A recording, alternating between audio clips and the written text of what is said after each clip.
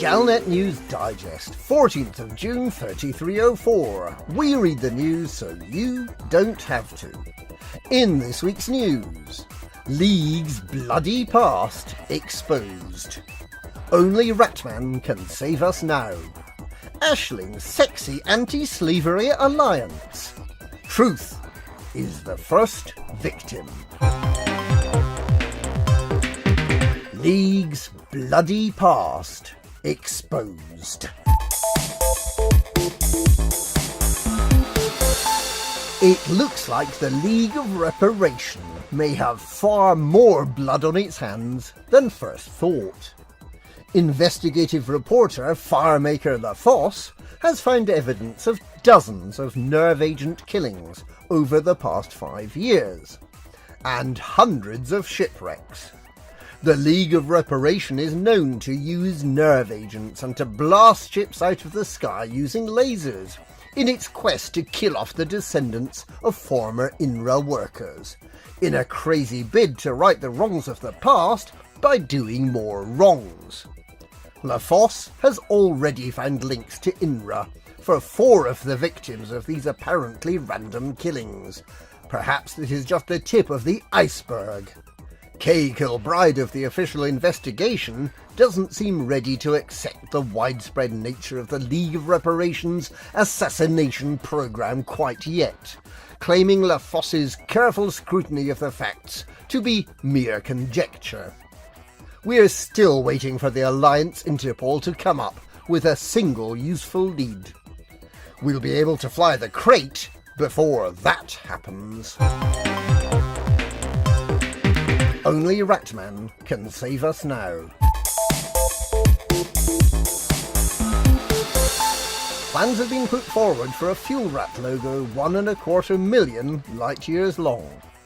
The logo, which will be plotted out by 60 commanders on the very face of the Milky Way galaxy, will be used to call the fuel rats when a commander runs out of fuel. All the stranded commander needs to do is shine a very big light on the logo to illuminate the sky and summon Ratman. What's not yet clear is how many of the commanders skywriting the logo over 1,600 waypoints will themselves run out of fuel and need rescuing. And in the words of Elias Thane, why draw an intricate logo when you could be spending your time usefully drawing a giant cock and balls? Ashling's sexy anti-slavery alliance. Sexy imperial pin-up Aisling Duval has been forming an alliance this week with suitor Jarl Teredo. Teredo, who has a Cornish accent and came striding shirtless out of the surf and straight into Ashling's arms, heads Universal Liberty, a campaigning charity to abolish all forms of slavery and indentured labour. We were hoping Princess Aisling would be into bondage, but it seems she's not. And she's merged her Stop Slavery Stupid campaign with Universal Liberty, creating a romantic bond that will campaign to let her people go. But Teredo claims his princess's attentions are elsewhere. Perhaps that elsewhere is Senator Caspian. Caspian Leopold, the elderly senator who's good with his tongue, is another corner of the Duval love quadrilateral. In what seems a blatant attempt to curry favour from the People's Princess, he plans to build a sanctuary in the Niflhel system, not for donkeys, but for citizens of the Empire who've been displaced by the Thargoid conflict. And what of suitor number 3, Jordan Rochester, the highly eligible federal ambassador? He was last seen necking by the fire pit with an erotic dancer by the name of Megan, and is now favourite to be voted off the island. Truth is the first victim.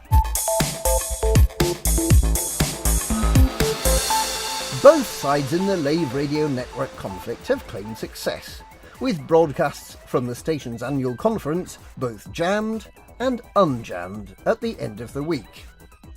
The Lave Jet family claimed an early victory, muting portions of the Lave radio stream for copyright reasons. But the radio network fought back, reissuing key content in a series of televisor broadcasts from a remote location called Ouija. The Jet family, tacitly admitting their defeat, have apparently started posting one-star reviews of the radio network's output out of pure spite.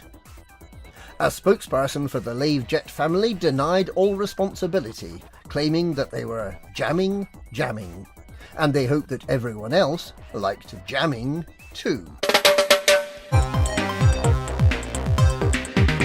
And that's this week's Super Soraway Galnet News. Galnet News, we read the news so you don't have to.